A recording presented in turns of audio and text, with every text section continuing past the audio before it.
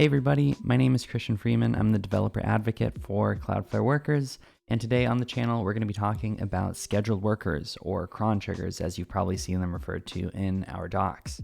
So real quick, I'm going to show you how to use scheduled workers, so writing your own and then deploying it using Wrangler.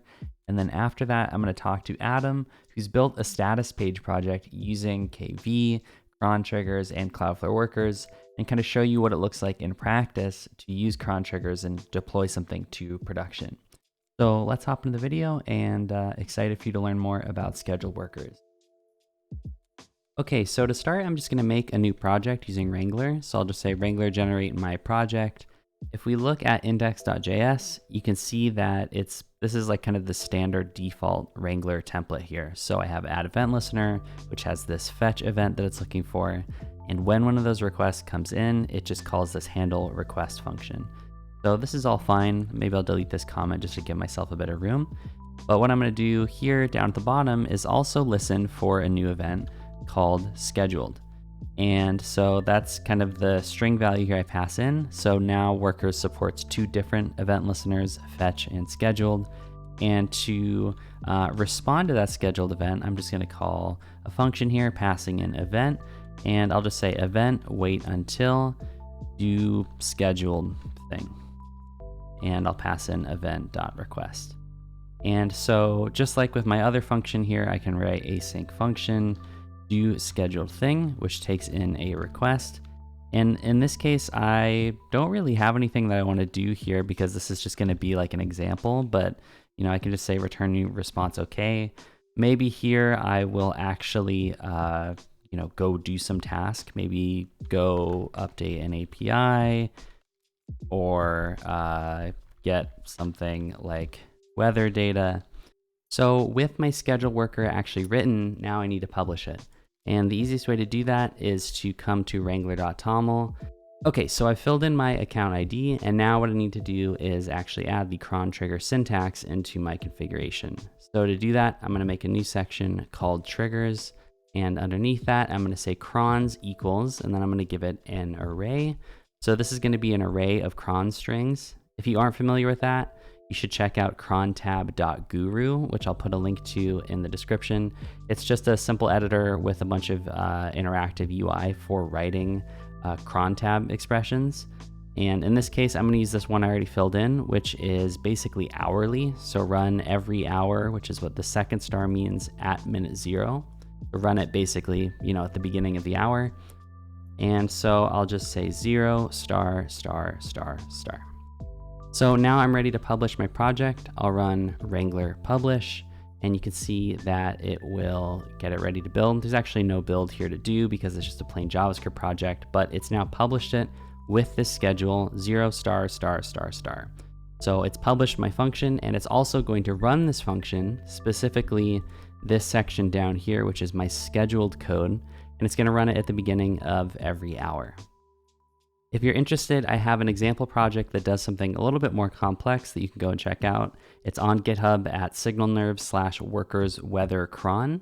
And basically what it does is it uses a weather API to send the current temperature using Telegram and a bot account. So this is a pretty common, weather examples are really, really common. So if you're interested in learning how to set this up and understand how a schedule worker can run something like this every day or every hour or something like that, I'll put a link to this in the description. You can go check it out.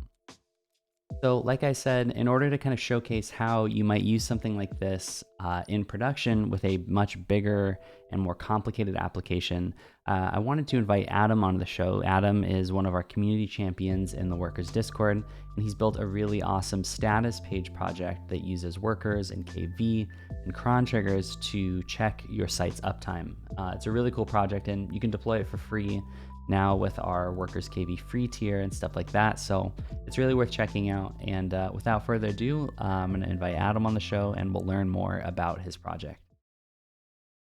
Hey everybody, I'm here with Adam, who's going to be walking us through his status page project that he built with Workers. Adam, you want to introduce yourself real quick?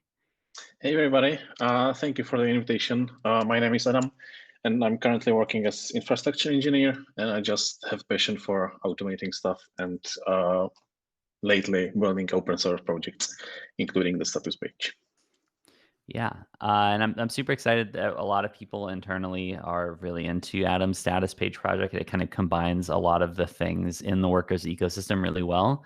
The thing that we're gonna try and talk a bit about today that we haven't done a lot of kind of content on in the past is the cron triggers functionality, which powers a lot of the kind of well, I mean, I guess maybe to start, if you would just want to share your screen and we can kind of walk through it as I kind of intro it, but the idea, traditionally behind a status page or something like that is I have some website or something, and I want to make sure that it's up, not just like in the middle of the day when I'm working on it, but also like at weird times in the day, right? The middle of the night and stuff like that. And so cron triggers is, what allows you to go and, run some code every half an hour, every 5 minutes or something like that, and make sure that things are still looking like you'd expect. So I guess to start, you want to kind of just introduce the project and talk about sort of how it works at a high level? Yeah, sure. So the status page is simple page written in React, actually using the Flare React framework. That is really cool to dynamically render React applications on the edge. And internally, it's using the Cron Triggers, which you can run every minute or based on the cron schedule. The thing it does, it just checks for a set of URL addresses and saving the state to the key value storage. Right. So, and for people who aren't familiar with Workers KV, that's our key value store. It basically allows you to, the very simple version is it just lets you store data at the edge. So, in this case, if I want to have some sort of KV data set up for like workers.cloudflare.com, I'm assuming that the kind of structure of it is like, workers.cloudflare.com and then like an associated time stamp or something like that. And I don't know, we can get into the details of how it's actually stored if you want to, but the idea is like instead of, sending that out to Postgres or to like Firebase or something like that, you have a pretty simple API for just storing data and retrieving it from right inside your Workers project. How long have you been working with KV before this project? Were you familiar with it already, or was it pretty new at this point? It was pretty familiar. I used to do some smaller workers that were using the Kiwi as the cache storage. Awesome. And how about Flare React? So that again, if people know about that project, it's kind of like a Next.js sort of API, but it's not. It isn't Next, but it's like based on it, kind of conceptually. But it's like a React framework for workers. Were you pretty new to that as well? I've actually never used Flare React. I know of it, and I'm pretty familiar with it from like a high level, but haven't actually built anything with it. So. Yeah, the Flare React was totally new to me as I was kind of looking for new ways to explore new things on the edge. So one of it was to build some kind of front end with some parts rendered on the edge. Cool. And that's how the status page idea come up, basically. Yeah. Yeah, that totally makes sense. I've heard a lot of good things about it, and yeah, I can imagine there's already a lot of really cool stuff you could probably do with, like It's we've done projects with like HTML rewriter, which is another platform tool we have, and like getting data from that and inlining it into React applications and stuff. But at the end of the day, that all happens on the client. But having this stuff be rendered on the edge is like that's very, very cool and exciting tech. So. yeah. In case of the status page, I'm basically reading the state from key value storage and passing it as props. If you are familiar with Next.js, to render the page. Yeah. So in this case, then is there any sort of client rendering that's going on, or it's literally 100% like it just comes to you as like a static? There page, is basically? client-side rendering for the days, basically, Got it. as this is something I don't want to render on the edge. It was Yeah. working, but it was consuming quite a lot of CPUs, Interesting. especially if I had like 50 monitors or something like that. So you just get like a big kind of payload of all the like days or something like that, and then render that on the client, Yeah, basically. yeah, Got it. exactly. Cool. So how does it work like under the hood? if we can look at the code, I guess to start, All right. Yeah, we can. maybe yeah, maybe let's start with the aspect of like going and checking for if something's if something's up or down, basically, like the cron trigger part of it. How does Yeah, that all work? let me first show the part of the event scheduled event, I guess. Yeah, So everyone is familiar with fetch listener that listen on the HTTP requests. yeah. In this project, I'm rendering the page, and then you can set up the scheduled event and do stuff on the cron schedule. So yeah, let's jump into the Yeah. cron trigger function. Can you see it properly? No, I can't. I can only see your browser. Really? Aha, okay. let me. Yeah, I was showing the Oh, got fetch it. Okay. listener and then the scheduled one, so you can have them separated. Right. So I guess I should kind of explain for people who aren't super familiar with workers. So you have basically your entry point to a worker is your event listener, like Adam was saying, and traditionally this has been the fetch event, which is your incoming HTTP requests. So anytime a request comes in from a client, there's going to be this fetch event that's going to be responded to, and that's where you're going to send back like HTML or JSON or whatever you're doing with your serverless function, basically, right? And then the scheduled event listener is specifically for cron triggers. And so you can say, when a scheduled event is fired, and we'll look at like setting that, setting that like schedule event and how often it should fire and stuff like that. But basically, you'll call some sort of function. So Adam has process cron trigger here, and you'll just respond with that. Well, I guess you don't even respond with it. You basically say, wait for this asynchronous function to finish. So go do some task, and then at the end of that, your cron trigger schedule task will be complete. Exactly. Yeah, Yeah, just to add some notes. In my case, I'm actually I think returning response okay, because for easy testing, got it. I did set up a simple fetch event. So Oh, cool. locally, I'm just uncommenting and this line and calling the process cron trigger on the HTTP request. So you can like manually make sure that it goes and does the thing you need it to do, and then probably get the Exactly. error back if something goes wrong. And yeah, Yeah, cool, yeah. cool, makes sense. All right. So this is the function. What it does, it's just reading the state of all the monitors. Let me show the config first. So you can actually fork this repository and use it by yourself. And all Right. you need to do is just change the configuration. Cool. Yeah, and so a monitor would be like an endpoint, basically, or like a URL that you want to test, right? Exactly. Yeah. So Okay. you can set up to 50 monitors. That's because the limitations of the workers internal. And yeah, in the script, in the process cron trigger, I'm just going through all the Cool. items in the monitors and doing basically.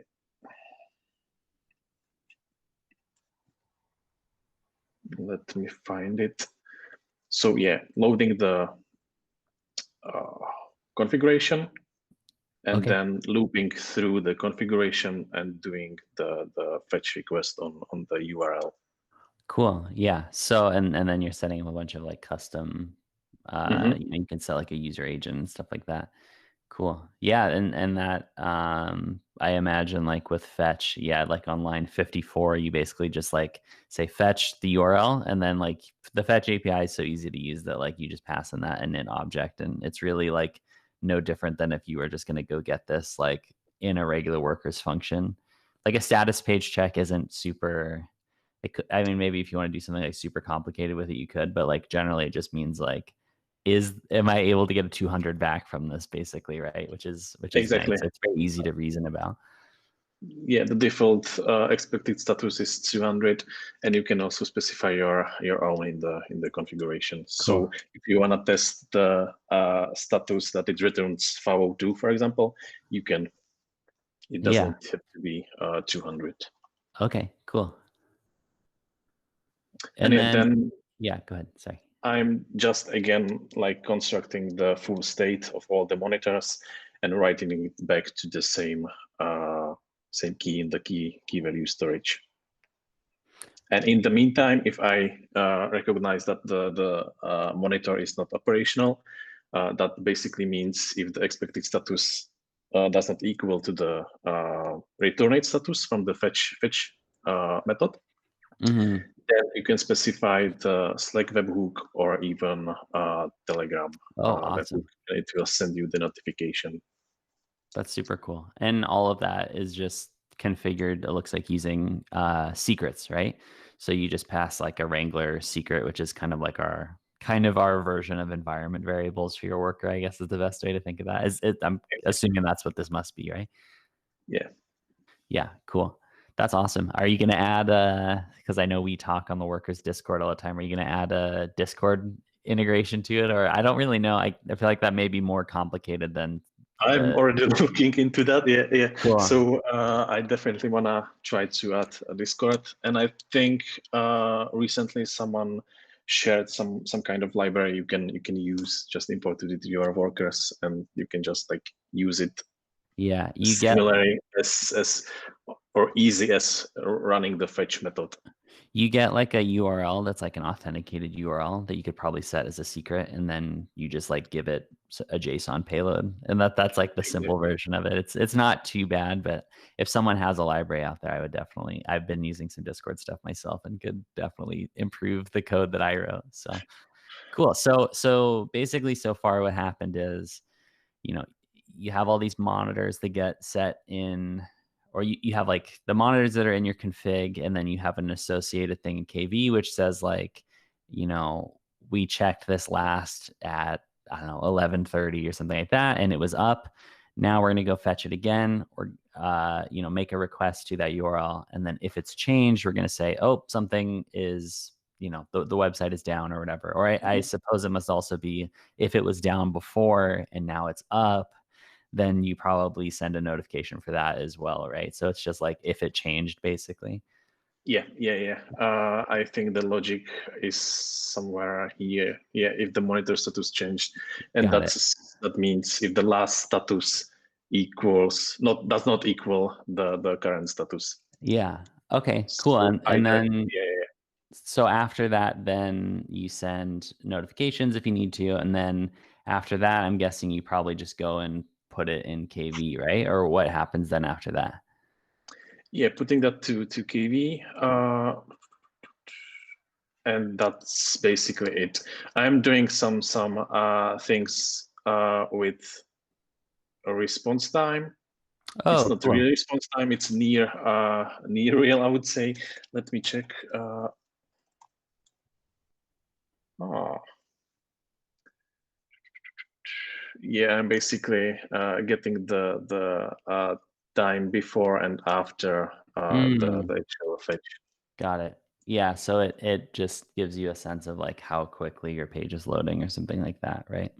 Yes, and then you can see that on the status page. If you Oh, will awesome. go to the current day, you can also see, and that's another cool thing about the Cron Triggers. It runs from multiple Cloudflare data centers. It gets scheduled during the day to 4 of them, as far as I could see, Yeah, and it runs in the least utilized data center during the time, I would say. right. Yeah, we're doing like some sort of resource conservation by saying like what are the ones that are not being used as much? Our data centers are running there, but it also it makes the project look very like expensive, or it's like, wow, cool, it ran in Warsaw, it ran in Singapore, that's so cool. Yeah. Wow, this guy has these servers everywhere. That's cool. Yeah, awesome. So, great. And I think like that, so the general idea of like so let's say you wanted to do like a one-off status check, right? Like I wrote a serverless function where I had my website and I wanted to go check all of this information. Like that is pretty easy to reason about. You would basically do it like you've done here. And then when it comes to actually like persisting it into KV, basically all you're doing is you're like getting a JSON string out of KV and you're parsing it into an object. You change whatever you need to change to indicate like whatever the most recent like read is, and then you just save it back to KV, right? Like the data aspect of it isn't super hard to reason about.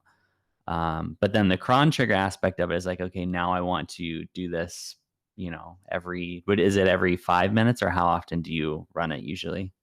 I run it every 1 minute. Every 1 minute. Cool. Yeah. So and I think the yeah. free tier is actually enough to run it every 2 minutes. Okay, cool. So yeah, I mean, it basically is like if you have this task that you're already doing, now you want to do it with some sort of recurring schedule. You just add a cron trigger to it, and then now you're doing it. It's going and running it for you on its own all the time. So someone sets up a config for the project, the status page, right? They define all these endpoints. You have all this functionality defined for them to go and do it. How do you actually tell workers like, okay, I'm ready, deploy this and set up a cron trigger? So can you walk us through how you set that part of it up? Yeah, sure. So I actually used the Wrangler action for GitHub. So all I needed to do is prepare some kind of default configuration. Cool. Where I'm saying or specifying how often the cron trigger should be run or scheduled. So that's simple as adding the crons. You can specify more of them. So maybe you wanna check every 5 minutes, and then I don't know if that's a good example, and then every 1 hour or something like that. You could say like, well, I think a good example of this would be like, let's say you have a site where it's really busy at one time during the day. Like say it's a journalism, like a news site or something, right? Yeah. I want to check at like 9 a.m. EST. And then I also want to check like every 6 hours or something in addition to that. But like our peak traffic is at this time, like we really got to make sure that it's up at this specific time. So and this is what I just lost you completely on my screen because I somehow just hid everything on my computer. Windows is awesome. So this is like a cron, what do they call it? It's cron syntax. So if you've ever worked with the cron tool in Unix and Linux, it basically, I believe it's like each little column here is like minutes. Is it minutes, seconds, hours? Yeah, something like that. I'll put a link in the description of the video for people to find it. But this is exactly what I'm using the cron.guru. Yeah. So you'll get you can go to crontab.guru. They have a bunch of examples, I think, on the homepage too, where you can basically say like what you want it to be. Like maybe you want it to be every day or you want it to be every hour. Yeah, it's this examples one. And then you get the specific string that you put in there. So yeah, and in terms of the Wrangler integration, so that's our command line tool. So basically you just put in that string that you want, and then when you Wrangler publish your function, or in your case, if you're using the GitHub action setup, whenever you push something new to the project, it will just attach this trigger to it. So you didn't have to do anything in the UI or anything like that to get the setup. I'm assuming, right? Hopefully you didn't have to. It was just all kind of configured here from our command line tool, like our config file. Yeah. Awesome. Is there anything else like kind of interesting or notable that you wanted to kind of call out from the code base of the project? I mean, I don't think so. Like I had to do some custom GitHub action on top of the Wrangler action, because by default the Wrangler action does not support some kind of default secrets or default variables. So got it. I need to create a dummy secret in order to the Wrangler publish succeeds. Yes, that is a known issue that I have been trying to get us to fix for a while. Yeah, Cool. you can't publish without having those secrets set, right? So yeah, you have to give it like a kind of dummy value. That totally makes sense. Yeah. So I did simple workaround when I'm specifying the secret to some default, and then basically checking not here. Yeah, if it's specified and also does not equal the default, then I'm processing the Slack notification or the Telegram notification. Got it. Yeah. Yeah, it would be cool if we had some sort of like Wrangler .env. I mean like .env, like kind of that project or like the open source thing that a lot of languages have where you like have a .env. And if we just like automatically set it based on that, that would be cool. Gonna go think on that.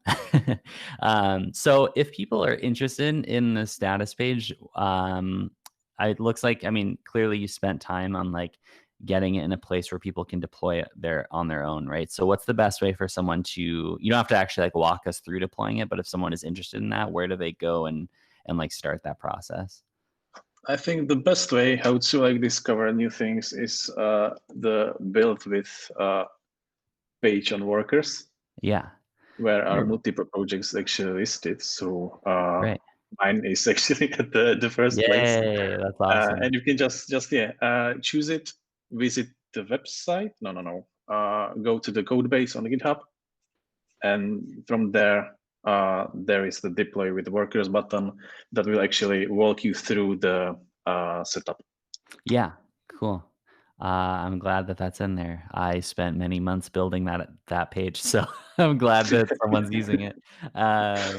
Yeah, cool. And then what that will do is it will basically fork this onto your GitHub repo, and it will set up all the configuration details that you need to just have the auto deployment with GitHub Actions. So yeah, that's awesome. Well, thank you so much, Adam. I guess one last thing, where if people want to like follow you and the stuff that you're working on, you said you're working on a bunch of open source stuff. Where should they go find you online? Yeah, sure. I think it's listed in here as well. So I started to be pretty active on my Twitter, so it should be not here. Twitter.com/Adam Janis, or I'm pretty active on the Discord Workers community, so feel free to find me there under Yes, you are. nickname Adam. Yes. Yeah, we'll put a link to that in the description as well. Yeah, and I'll just plug it real quick. So we recently launched our Workers Discord, where people are sharing. If you're interested in stuff like this, like cool open source stuff you can build with Workers, Adam and many other people are building super, super cool stuff and sharing it in that community. There's like, I think close to 900 people in there now, which is crazy to me. It's growing really, really quickly. So cool, man. Well, thank you so much. I think this is like a perfect introduction to the kind of thing that you can do with Cron Triggers. I mean, people have raised like $15 million for this exact page as a startup, right? And you built this, you built this with KV and React and Cron Triggers, and it works. I should go make one for all of my projects. My Ghost blog was down yesterday after I sent my newsletter to like 4,000 people, and I didn't notice it until I went on the website, and I was like, oh shit. So this would have been perfect for me, especially if I can run it every minute. So cool, man. Well, thank you so much. And we'll put a link to all of this stuff and give people a place to go if they want to deploy their own version of this. But I appreciate you taking the time. Thank you for having me. Okay, so that was hopefully a informative kind of look at how schedule workers can be used in production. I'll link to Adam's Twitter, and you can check out his status page project and deploy your own if you'd like. You'll find all the links to that in the description. If you enjoyed the video, come and say hi and show us what you're working on in the Cloudflare Workers Discord, which I'll put a link to in the description as well. It's a really cool community that's growing really quickly. There's a lot of people in there talking about workers and what they're building. So thanks so much. Hope you enjoyed the video, and see you in the next one.